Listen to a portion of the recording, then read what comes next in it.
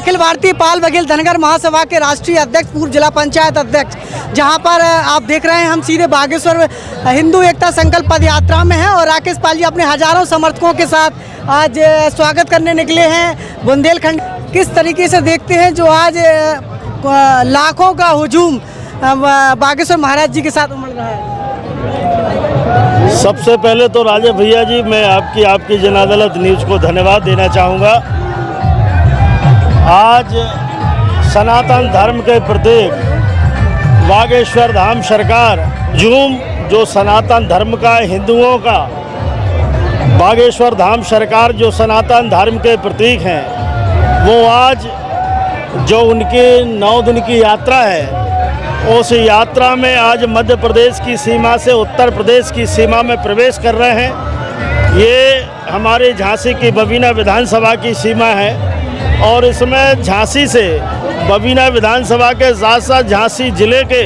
हजारों हिंदू जो साथी हैं, कार्यकर्ता हैं पार्टी के, भारतीय जनता पार्टी के, वो लोग सारे के सारे लोग बड़ी संख्या में, माताएं, बहनें, बच्चे, बूढ़े, अपने अलग अलग अंदाज में, अलग अलग तरीके से, कोई नाच करके, कोई गा करके, कोई झंडा दिखा करके, कोई ध्वजा फहरा करके, कोई गदा ले करके, तमाम तरीके से, कोई बिल्डोजर पे खड़ा होकर के, तमाम तरह के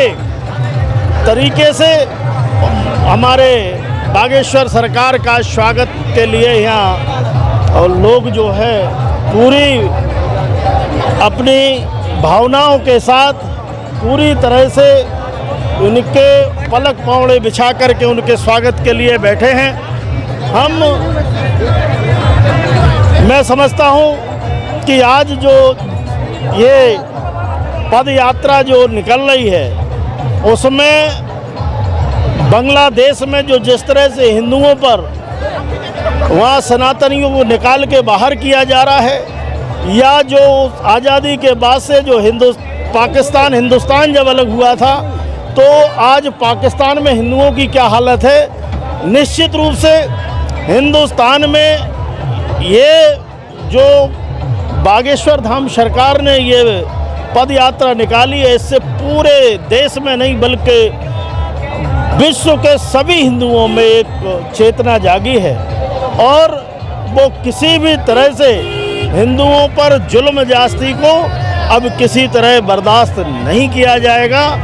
और जिस तरह से जहां लोगों के ऊपर, हिंदुओं के ऊपर अन्याय अत्याचार हो रहा है, उसके लिए ये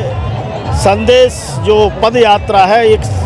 कठोर संदेश देने का काम करेगी। जी, जिस तरीके से कल बागेश्वर महाराज जी के साथ जब हमने इंटरव्यू किया, हमने उनसे बात करी कि आपने कहा है कि SC के हो चाहे ST के हो, कोई भी समाज का व्यक्ति हो, मंदिर में पूजा करने का उसको अधिकार मिलना चाहिए, यही समानता है। क्या कहना चाहेंगे आप? बिल्कुल, वो तो कह रहे हैं जात पात की करो विदाई, सारे हिंदू भाई भाई, तो इसमें जाति पाति का कोई इशू रह ही नहीं गया है।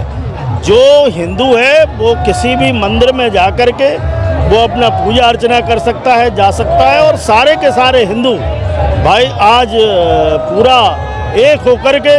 जिस तरह से अपनी ताकत, आज हिंदुस्तान में हमारा लगभग 80% हिंदू है, तो उसमें जो हिंदुओं के ऊपर अन्य देशों में अन्याय अत्याचार हो रहा है, बांग्लादेश में सारे हिंदुओं को निकाल के बाहर किया है, जैसा कि मैंने बताया। तो जब हम हिंदू सारे के सारे हिंदू एक होंगे, एक ताकत के साथ रहेंगे, तो निश्चित रूप से जो फ़िरका परस्त ताकतें हैं वो इधर सिर नहीं उठाएंगी। वो अपने आप जब हिंदू एक रहेगा तो इस तरह का, जिस तरह से ये तमाम देख रहे हैं आप बुलडोजर, हमारे यूपी के मुख्यमंत्री ने बाबा बुलडोजर बाबा के नाम से फेमस, उन्होंने एक